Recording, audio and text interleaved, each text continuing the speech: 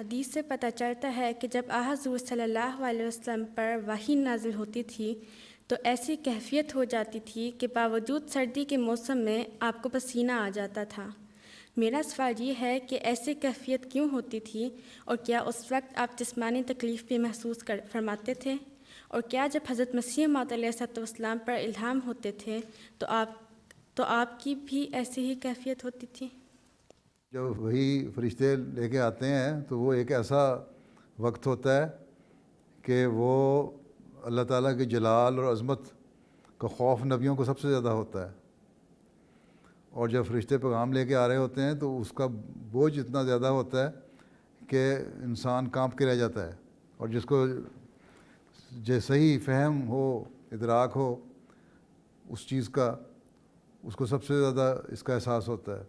تو حضرت صلی اللہ علیہ وسلم جو کیفیت ہوتی تھی وہ اس لیے ہوتی تھی کہ اللہ تعالیٰ کی وحی نازل ہوئی ہے، اور اس وقت لگتا تھا کہ ٹنوں بوجھ، آپ فرماتے ہیں کہ لگتا تھا میرے اوپر پڑ گیا ہے، اور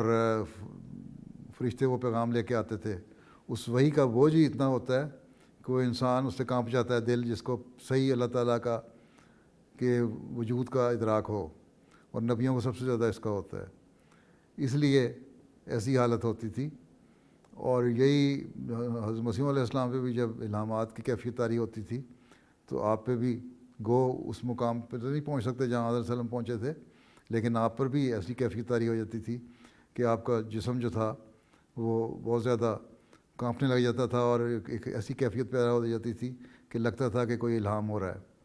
جتنا زوردار الہام ہوتا تھا اتنی زیادہ آپ کی جسمانی کیفیت ہوتی ہے، اور تھوڑی دیر کے لیے پھر کمزوری بھی رہتی ہے، پھر وہ کیفیت جاتی رہتی ہے۔ ٹھیک ہے، جزاکم اللہ، واحسن الجزا۔